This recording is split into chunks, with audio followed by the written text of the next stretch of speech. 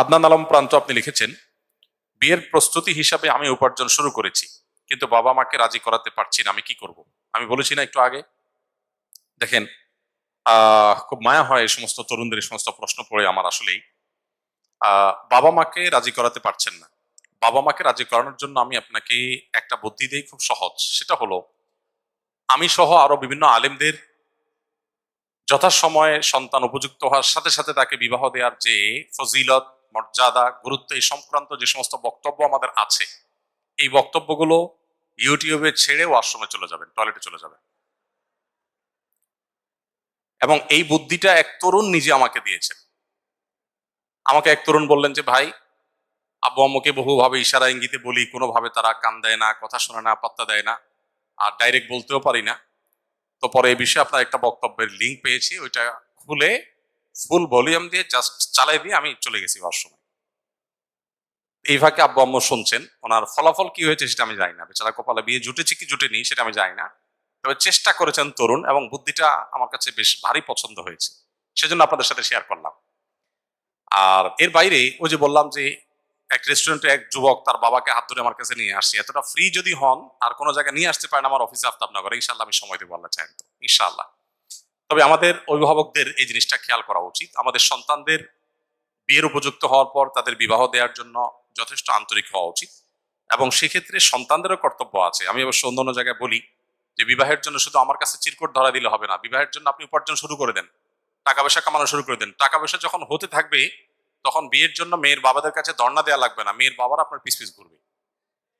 অতএব শুধুমাত্র বাবার দিকে চেয়ে থাকবেন, কেমন কথা? যুবক মানুষ, আপনি যে উপার্জন করেন, আপনি নিজে কামাই করার চেষ্টা করেন, নিজের পায়ে নিজে দাঁড়ান, যাতে করে বিবাহ করে স্ত্রীর ভরণ পোষণের ব্যবস্থা, মিনিমাম ব্যবস্থাপনা আপনি করতে পারেন। অবশ্য প্রশ্নকর্তা বলেছেন যে, প্রস্তুতি হিসাবে তিনি উপার্জন শুরু করেছেন। আহারে বেচারা, তারপরও বাবা মা বিয়ে দিচ্ছেন না। আল্লাহ তালা তার এই পাষাণ বাবা মাকে, দিলটাকে আল্লাহ তালা নরম করে দিন, আমরা দোয়া করি। আল্লাহ তালা এই যুবকের বিয়ের ব্যবস্থা করে দিন, আমরা দোয়া করি। আর যতদিন ব্যবস্থা হচ্ছে না, আমিনের যে ভলিউম, মাশাআল্লাহ, আপনাদের অসহায়ত্ব এখান থেকে পরিষ্কারভাবে ফুটে উঠছে। আল্লাহ রাব্বুল আলামিন আমাদের সবার চরিত্রগুলোকে হেফাজত রাখার তৌফিক দান করুন। একজন মুসলমানের কাছে তার চরিত্রের চাইতে আসলে কোনো কিছুই দামি বা মূল্যবান হতে পারে না। চেষ্টা আমাদের থাকতে হবে, যতদিন পর্যন্ত ব্যবস্থা না হচ্ছে ততদিন পর্যন্ত আমরা নিজেদেরকে নিয়ন্ত্রণ করতে হবে। মনে রাখবেন, যে যুবক নিজেকে নিয়ন্ত্রণ করতে পারে না, সে নিজেকে কখনো ভালো মুসলমান দাবি করতে পারে না। মানুষ দুই প্রকার, একটা হলো ঢিলা মানুষ, আর একটা হলো টাইট মানুষ, নিজেকে কন্ট্রোল করতে পারে।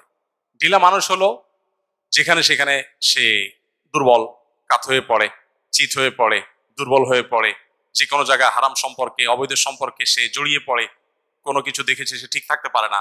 আর শক্তিশালী যুবক, পাওয়ারফুল যুবক, স্ট্রং যুবক হলো যে যুবক অন্যায় এবং হারাম দেখার পর নিজেকে নিয়ন্ত্রণ করে, কন্ট্রোল করতে পারে। এই কন্ট্রোল করা মানুষটা হলো সুস্থ মানুষ। আর যে নিজেকে কন্ট্রোল করতে পারে না, এ তো অনেক রোগী আছে, অনেক রোগ আছে যে ডাইরেক্ট হয়ে যায়, কন্ট্রোল করতে পারে না। আর সুস্থ মানুষ নিজেকে কন্ট্রোল করতে পারে।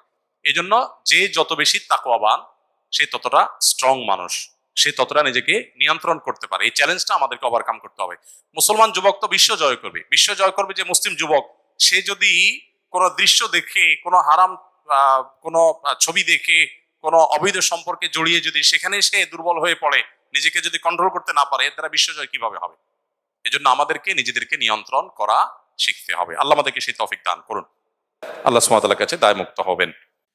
এরপরে প্রশ্ন করেছেন নাহিদা হিমো, আপনি লিখেছেন, কি ধরনের হাসি ঠাট্টা জায়েজ? অনেকে কথা বলার সময় যে গালি দেয়, বাজে শব্দ ব্যবহার করে, এগুলোতে করণীয় কি? দেখুন, কোনোভাবে একজন মুসলমানের জন্য মিথ্যা কথা বলে কোনো হাস্যরস করার, বিনোদন করার, কৌতুক করার কোনো সুযোগ নেই। আমরা অনেক সময় দেখি যে এগুলো হয়। সোশ্যাল মিডিয়াতে কিছু ভিডিও ক্লিপ আপনারা হয়তো দেখে থাকবেন। একজন হয়তো বসে আছে পুকুরের পাড়ে, তারই কোনো একজন ফ্রেন্ড, দোস্ত, তাকে এসে ধাক্কা দিয়ে ঠান্ডার সময় পুকুরে ফেলে দিয়েছে, সে পড়ে গেছে, আর হা হা করে সবাই হাসছে। আমরা এই সমস্ত ভিডিও দেখে বেশি এনজয় করি, তাই না? আমাদের নিজেদের অজান্তে আমাদের মনুষ্যত্ব কিন্তু হারিয়ে যাচ্ছে এইভাবে। এটা তো আসলে কোনো আনন্দের উপলক্ষ হতে পারে না। মানুষ ফান করবে, আনন্দ করবে, কিন্তু আনন্দ করে সে মিথ্যা কথা বলবে, একজন মানুষকে কষ্ট দিয়ে আনন্দ পাবে, একটা পাখিকে, একটা পশুকে নির্মম ভাবে মেরে আনন্দ পাবে, এটা তো কখনো গ্রহণযোগ্য হতে, এটা কোনো সভ্যতা হতে পারে না। আমাদের দেশে একটা খেলা বেশ জনপ্রিয়, এখনো কোনো কোনো অঞ্চলে আছে, আপনারা জানেন, ষাঁড়ের লড়াই হয়। ষাঁড়ের লড়াইয়ে যে নির্মমতা হয়, যে করুণ দৃশ্যের অবতারণা হয়, এটা কোনো সভ্য সমাজের গ্রহণযোগ্য কোনো লড়াই হতে পারে না, বাট সেটাকে আমরা অনেকে বেশি এনজয় করছি।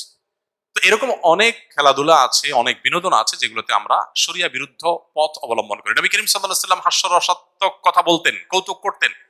তিনি একবার এক সাহাবী বললেন, ইয়া রাসূলুল্লাহ, আমাকে একটা ওট দিবেন আপনি, আমি বাহন হিসেবে ব্যবহার করতে চাই। নবী করিম সাল্লাল্লাহু আলাইহি সাল্লাম বলেছেন, তোমাকে আমি একটা ওটের বাচ্চা দেব। লোকটা বলল, হে আল্লাহর রাসূল, আমি আপনার কাছে চড়ার জন্য ওট চেয়েছি, আপনি বাচ্চা দিবেন, বাচ্চা ওটে কি চড়া যায়? নবী সাল্লাল্লাহু আলাইহি সাল্লাম বলেছেন, যে ওটে তুমি চড়বা সেই ওট তো কোনো না কোনো ওটের বাচ্চা, আমি সেটা মিন করেছি। আরেকজন সাহাবীকে নবী সাল্লাল্লাহু আলাইহি সাল্লাম ডাক দিচ্ছেন, ইয়া জাল উজনাইন, এই যে দুই কান আছেন আপনার, আপনি আসেন, হে দুই কানওয়ালা। তো এটা রসিকতা করলেন, ওনার কান তো আসলেই দুইটা।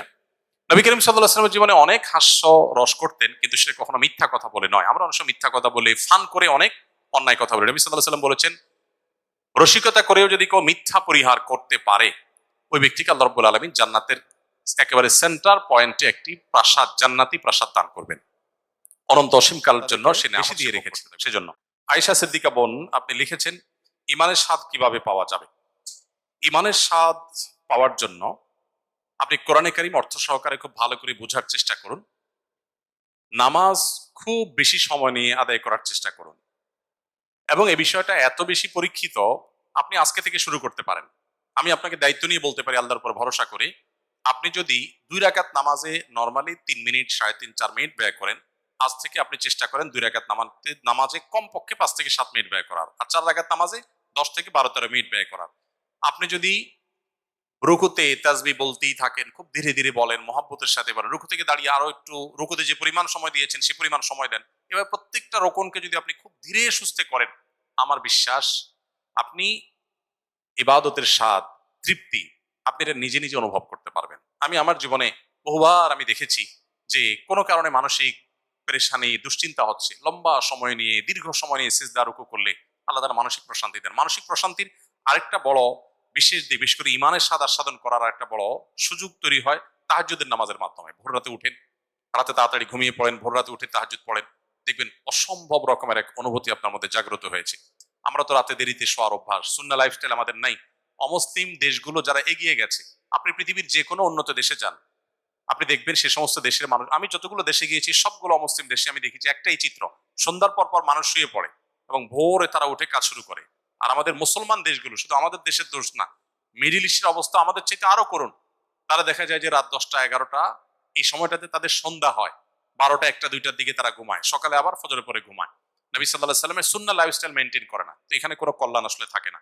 ইমানের স্বাদ পেতে হলে আপনাকে তাহাজ্জুদ পড়তে হবে, আর তাহাজ্জুদ পড়তে হলে আপনাকে রাতে তাড়াতাড়ি ঘুমাতে হবে। ইনশাআল্লাহ এগুলোর মাধ্যমে আপনি ইমানের স্বাদ আস্বাদন করতে পারবেন। এরপর প্রশ্ন করেছেন, এরপরে তানজিনা আপনি লিখেছেন,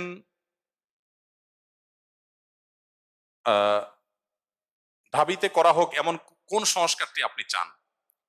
ঢাকা বিশ্ববিদ্যালয়ে করা হোক এমন কোন সংস্কার আমি চাই? আমি একজন নাগরিক হিসাবে, দেশের একজন নাগরিক হিসাবে দেশের এই প্রতিষ্ঠানের প্রতি আমার একটা প্রত্যাশা তো থাকতেই পারে। একজন নাগরিক হিসাবে ঢাকা বিশ্ববিদ্যালয়ের প্রতি আমার প্রত্যাশা, একটা প্রত্যাশা আপনি চেয়েছেন, কয়েকটা বললে আমি কয়েকটা বলতাম, যেহেতু একটা চেয়েছেন আমি একটা প্রত্যাশার কথা বলি, সেটা হলো এই বিশ্ববিদ্যালয় যেন দাড়ি টুপির কারণে, হিজাবের কারণে এই বিশ্ববিদ্যালয়ের কোনো শিক্ষার্থী বা কোনো শিক্ষক কোনোভাবে কোণঠাসা হতে আর কোনোদিন না হয়। সংখ্যাগরিষ্ঠ মানুষদের চিন্তা, আদর্শ, এটাকে শত্রুর মতো মুখোমুখি দাঁড় করিয়ে, এটাকে পাশ কাটিয়ে এবং মুসলমানদের সংস্কৃতিকে শত্রুতার জায়গায় রেখে একটা প্রতিষ্ঠান কোনো দিন আসলে অগ্রসর হতে পারে না। দেশের সংখ্যাগরিষ্ঠ মানুষকে আপনি ইগনোর করবেন আর দেশকে আপনি এগিয়ে নেবেন, কিভাবে সম্ভব? আমি প্রায় বলি, 3.25 লক্ষ মসজিদ এদেশে 2010 সনের জরিপ অনুযায়ী সম্ভবত ছিল, সেটা এখন হয়তো 4 লক্ষে পৌঁছেছে, উপনীত হয়েছে। 4 লক্ষ মসজিদে জুমার দিন 12:30 থেকে 1:30 পর্যন্ত এই সময়টাতে যদি 150 করে মানুষও প্রত্যেকটা মসজিদে থাকে, সম্ভবত 6 কোটি মানুষ হয়। তাদের পরিবারের সদস্য আছে, সেটা না হয় বাদই দিলাম।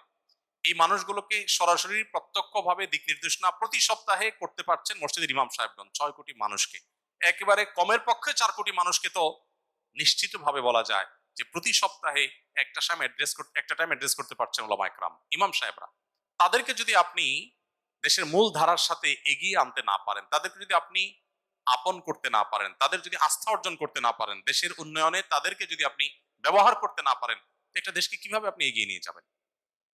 এবং মালয়েশিয়ানরা এগিয়ে গেছে, তাদের ইমামরা তাদের দেশকে অন করে, দেশ তাদেরকে অন করে, এবং সে দেশের পদস্থ ব্যক্তিবর্গ, মন্ত্রী মিনিস্টাররা তারা ইসলামকে অত্যন্ত শ্রদ্ধার সাথে জায়গা দেয়।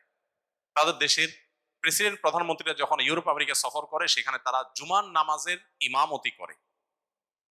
পুত্রাজায়ায় আমি নিজে গিয়েছি, তাদের প্রধানমন্ত্রী কার্যালয়ের সামনে সবচেয়ে সুন্দর মসজিদ, মন্ত্রীরা সেখানে মিটিং এর পর দল বলে মসজিদের জামাতের সাথে সালাত আদায় করেন। কদিন আগে ভাইরাল হয়েছে একজন মন্ত্রী, তার মেয়ে মসজিদে কোরআন হিফজ শেষ করেছেন, সেখানে স্ত্রী সহ তিনি বসে সেটাকে শেষ মুহূর্তের হিফজের লাস্ট মোমেন্টটাকে তারা এনজয় করছেন, উপভোগ করছেন। কই, তারা তো পিছিয়ে থাকেনি। আমাদের এই দেশে কেন ইসলামকে পিছনে ফেলে রাখলে আমরা এগিয়ে যাব মনে করছি? যারা এটা মনে করছেন তারা বিগত 50 বছরে বাংলাদেশকে কোথায় নিয়ে গেছেন? 50 বছর তো ইসলামের সাথে শত্রুতা করে ইসলামকে দূর দূর করেছেন, তাতে দেশ কোথায় এগিয়ে গেছে? এর বিপরীতে আমি বলতে চাই, যদি দাড়ি টুপি এবং হিজাবকে অহেতুক আসামির কাঠগড়ায় না দাঁড় করান, এবং ধার্মিক মানুষদেরকে যদি আস্থায় আনতে পারেন, এবং এক্ষেত্রে ধার্মিকদেরও যথেষ্ট দায়িত্ব কর্তব্য আছে, তারা দেশের জন্য যদি নিজেদেরকে উজাড় করে দেন, তাহলে আমার মনে হয় পৃথিবীর অনেক দেশকে আমরা পেছনে ফেলে এগিয়ে যেতে পারবো ইনশাআল্লাহ তাআলা।